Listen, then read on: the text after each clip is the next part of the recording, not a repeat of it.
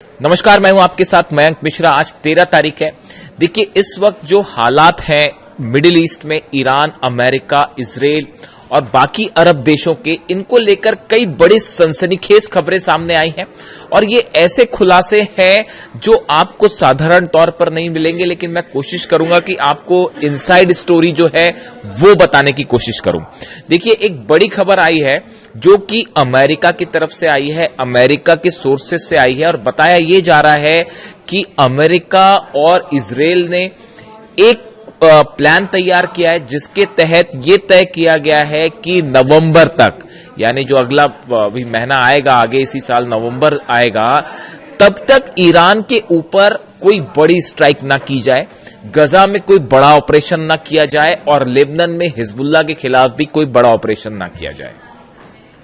अब सवाल यह है कि नवंबर क्यों तय हुआ है? क्योंकि दोनों जगह मिड टर्म पोल्स हैं, अमेरिका में भी और इजराइल में तो चुनाव है, इलेक्शन है। ऐसे में एक बड़ी रणनीति तैयार हुई है अमेरिका और इजराइल के बीच में कि नवंबर तक जो है वो कोई बड़ा अटैक ना किया जाए और इस दौरान इकोनॉमिक ब्लॉकेड यानी ईरान की अर्थव्यवस्था को ब्लॉक करने की कोशिश की जाए। ये प्लान तैयार किया गया है।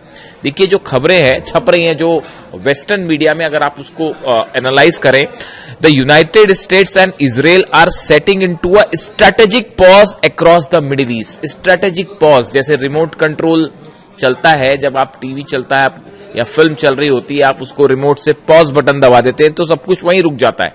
फिर जब मन आता है आगे तो आप उसको प्ले दबा देते हैं और वो फिर से शुरू हो जाता है। बिल्कुल इसी तरह से इजराइल और अमेरिका ने कहा जा रहा है कि पॉज बटन दबा दिया है, यानी फिलहाल हमले नहीं करने हैं, चीजों को रोका जाए। अमेरिका इस हालत में नहीं है फिलहाल। इंटरसेप्टर्स तबाह हो गए हैं, मिसाइल्स जो है पेट्रियट थाट तबाह हो गए हैं, बेसिस जल गए हैं। अमेरिका इस पोजीशन में नहीं है कि अकेला हमला कर पाए। इजराइल इस समय हमला करता है तो उसका बड़ा नुकसान जो है वो चुनावों में देखने को मिलेगा और फिर से एक बार पूरे अरब देश जलेंगे। ऐसा नहीं है कि सिर्फ ईरान और इजराइल की वॉर होगा, वो अरब सऊदी भी जलेगा और यूएई भी जलेगा और वो बहरीन और जॉर्डन पर फिर हमले होंगे। अमेरिका की सारी कंपनीज तबाह की जाएंगी, यानी बड़ा इकोनॉमिक नुकसान होगा। इसलिए चुनावों को देखते हुए डोनाल्ड ट्रंप और नेतन्याहू ने प्लान तैयार किया है कि नवंबर तक कुछ ना किया जाए, नवंबर के बाद फिर से बड़ी स्ट्राइक की जाए। बात नंबर 1।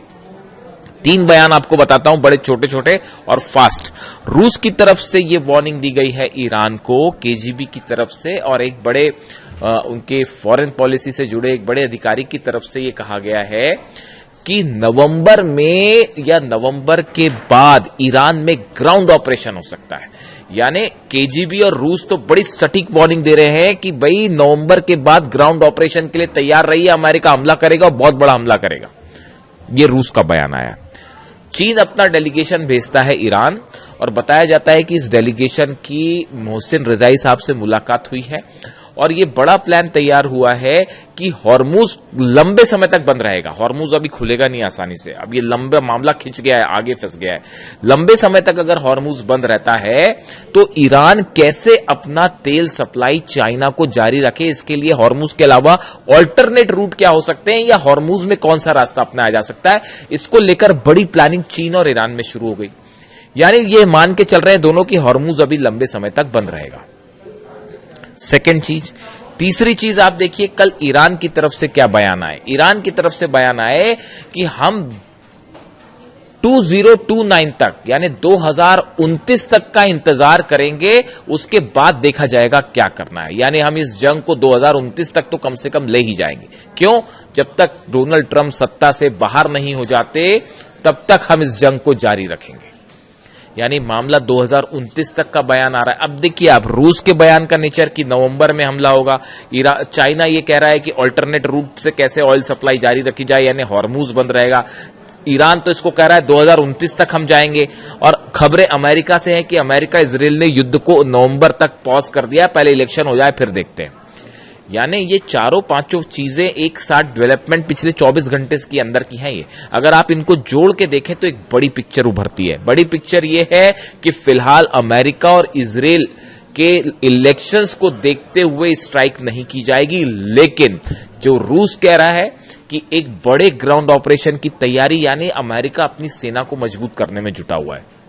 जो नुकसान हुआ है उसकी कैसे मरम्मत की जाए, चीजें कैसे डिप्लॉय किए जाए, नई रणनीति पूरी बनानी होगी। ईरान ने सब कुछ ध्वस्त कर दिया, अमेरिका की पूरी रणनीति, वॉर पॉलिसी जो है उसको तबाह करके रख दिया। अब उसके बाद कहानी यह है कि कैसे जो है अमेरिका रीग्रुप हो और उसके बाद क्या हमले की प्लानिंग हो, क्या स्ट्रैटेजी हो, इस पर विचार चल रहा है। लेकिन इसके साथ एक और बड़ी अहम खबर है। देखिए, ऐसा बताया जा रहा है, जो कि तमाम डिफेंस सोर्सेस में, सर्कल्स में ये खबरें हैं। दो तरह की खबरें होती है, एक तो होती है जो अखबारों में छप गई, मिडिल ईस्ट के अखबार छाप रहे हैं, न्यूज एजेंसी छाप रही हैं, इजराइल के अखबार छाप रहे हैं, या अमेरिका में जो है खबरें आप तक आती है, एनालिसिस होती है, दर्शकों तक आता है और वो खबरों के रूप में लिया जाता है।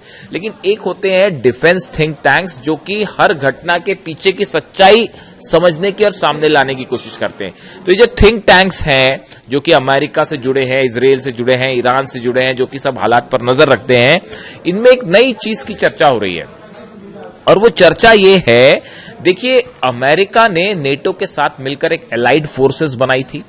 ये बात है 1999 की, और अमेरिका ने अपनी इस एलाइड फोर्सेस के साथ मिलके सर्बिया में ऑपरेशन चलाया था, कोसोवो में ऑपरेशन चलाया था, और तत्कालीन जो यूगोस्लाव राष्ट्रपति थे मिलोसेविच, इनके खिलाफ एक्शंस लिए गए थे। कोसोवो से इनकी सेना वापस आई थी। उस समय जो एलाइड फोर्सेस बनाई गई थी, देखिए आप इसका थोड़ा सा जिक्र करना जरूरी है क्योंकि ईरान वॉर से जुड़ रहा है मामला। अमेरिका ने सीधे तौर पर कोसोवो पर कभी हमला नहीं किया। इसके विपरीत 1999 में अमेरिका ने नाटो सहयोगियों के साथ मिलकर सर्बिया के खिलाफ सैन्य अभियान चलाया था, और जो राष्ट्रपति थे मिलोसेविच, उनकी नीतियों के खिलाफ ये था। कोसोवो में अमेरिका और नाटो के सहयोगी के द्वारा चलाया गया ऑपरेशन एलाइड फोर्स इसका नाम रखा गया था। 24 मार्च 1999 से 10 जून 1999 तक चला। 78 दिनों का यह बड़ा सैन्य हवाई हमला था। यह अभियान यूगोस्लाविया के राष्ट्रपति स्लोबोदान मिलोसेविच की सर्बियाई सेना द्वारा कोसोवो में जो वो जिस तरह से उन्होंने कब्जा करने की कोशिश की है, वहां पर जो अपना प्रभाव जमाने की कोशिश कर रहे थे, इसके खिलाफ यह ऑपरेशन था। 78 दिनों के हमलों के बाद यूगोस्लाविया ने घुटने टेके अपनी सेना को कोसोवो से वापस हटा लिया यूगोस्लाविया ने, और उसके बाद फिर वो अंतर्राष्ट्रीय शांति बलबल वहां पर पहुंच गया। अब देखिए, ये जो कोसोवो में ऑपरेशन हुआ, अमेरिका ने जो सर्बिया के खिलाफ ये ऑपरेशन किया था, इसमें एलाइड फोर्सेस बनाई गई थी नेटो के सहयोग से। एक एलाइड, इसका ऑपरेशन ही नाम एलाइड फोर्सेस था, यानी कई देश मिलकर ऑपरेशन करेंगे कोसोवो में, और सर्बिया के खिलाफ ये ऑपरेशन किया गया। उसके भी 3 स्टेज थे। पहले बम्बार्डमेंट किए गए, पहले कुछ जगह तय की गई कि यहां पर बम्बार्डमेंट करेंगे, और इनका मानना था कि यूगोस्लाविया के जो राष्ट्रपति हैं वो झुक जाएंगे अमेरिका के सामने, तो उन्होंने पहले दौर की बम्बार्डमेंट किए, वो नहीं माने। फिर दूसरे दौर के बम्बार्डमेंट किए गए, उसके बाद भी नहीं माने। फिर तीसरे लेवल के बम्बार्डमेंट हुए। अब हो ये रहा है, बड़े सारे एक्सपर्ट से बताते हैं कि ये जो कोसोवो प्लान था अमेरिका का, जो 1999 में किया गया, एलाइड फोर्सेस बनाई गई, बिल्कुल यही प्लान जो है वो अब ईरान के लिए तैयार किया जा रहा है। और इसमें सबसे बड़ा मोहरा अमेरिका ने किसी को बना रखा है, तो वो बना रखा है सऊदी अरब। यानी देखिए, 2 फ्रंट खोलने की तैयारी है कि इजराइल एक तरफ से हमला करेगा, दूसरी तरफ से अमेरिका हमला करे, और एक एलाइड फोर्स बना दी जाए जिसका लीड, जिसको सऊदी अरेबिया करे, और जिसमें कई अरब देश शामिल हो, और ये इनकी सेना मिलकर जो है ईरान के खिलाफ ऑपरेशन करे। ये जो बार बार आप सुन रहे हैं कि 14 देशों की सेना बनाने की कोशिश है, और ये जो है लाल सागर में जहाजों की सुरक्षा करेगी, हॉर्मुज में ऐसा करेगी, वैसा करेगी, ये दिखावा है सिर्फ। अंदर का प्लान ये है कि अरब देशों की एक एलाइड फोर्स बनाई जाए जिसको ईरान के खिलाफ उतार दिया जाए, और ये प्लान नवंबर के बाद एक्टिवेट किया जाए। और इस पे काम शुरू हो चुका है, ये काम शुरू हो गया है। जो सऊदी, जो नेटो बनाया गया, देखिए इसमें बड़ी सारी चीजें हैं। असल में मामला फंसा कैसे है, इन सब अरब देशों का स्टैंड जो है वो इजराइल के खिलाफ है, खासकर फिलिस्तीन के मुद्दे में सब इजराइल की आलोचना करते हैं। तो मामला यहां बिगड़ जाता है कि अगर इजराइल इनके साथ आ जाए, जो कि आएगा नहीं कभी, कोई भी मुस्लिम देश जो है वो इजराइल को अपने साथ लाने को तैयार नहीं होगा, तो ऐसे हालात में एक तो इजराइल का विरोध, यहां पर मामला जो है वो फंस जा रहा है। दूसरी चीज आप देखिए, ईरान जो है, ईरान की तरफ से जो रिटेलिएशन है, जब ईरान पर आप हमला करेंगे, कोई एलाइड फोर्स मान लो बन भी जाती है, कुवैत की, जॉर्डन की और इजिप्ट सब शामिल होकर मान लीजिए एक एलाइड फोर्स बन भी गई, तो उसके बाद भी क्या वो हमले की हिम्मत कर पाएंगे ईरान से? और अगर कर भी दिया तो उसके बाद ईरान की तरफ से जब पलटवार होगा, क्या अरब देश उसको सह पाएंगे? जो कवर था अमेरिका का वो तो ब्लोन अप है, खत्म हो गया। वो जो डिफेंस मिसाइल वाला जो प्रोग्राम था वो खत्म हो गया। तो अब अरब देश अपनी रक्षा कैसे करें, सबसे बड़ा सवाल ये है। इसीलिए फिलहाल कोई ऑपरेशन नहीं किया गया कि अगर आनंद फानंद में कोई ऑपरेशन किया जाता और ईरान की तरफ से हमले होते, सऊदी को बचाना मुश्किल हो जाता, यूएई को बचाना मुश्किल हो जाता। और वो इकोनॉमिक अब तो निशाने जो है वो इकोनॉमिक पूरी कंपनियां जो है जितनी वो निशाने पर है अमेरिका की जितनी कंपनियां हैं वो सब जला देगा ईरान अगर अब की बार हमला हुआ तो। बड़ा प्लान तैयार। अब तो मोहसिन रजाई साहब आ गए। मैं अपने हर वीडियो में मोहसिन रजाई साहब का जिक्र कर रहा हूं साहब।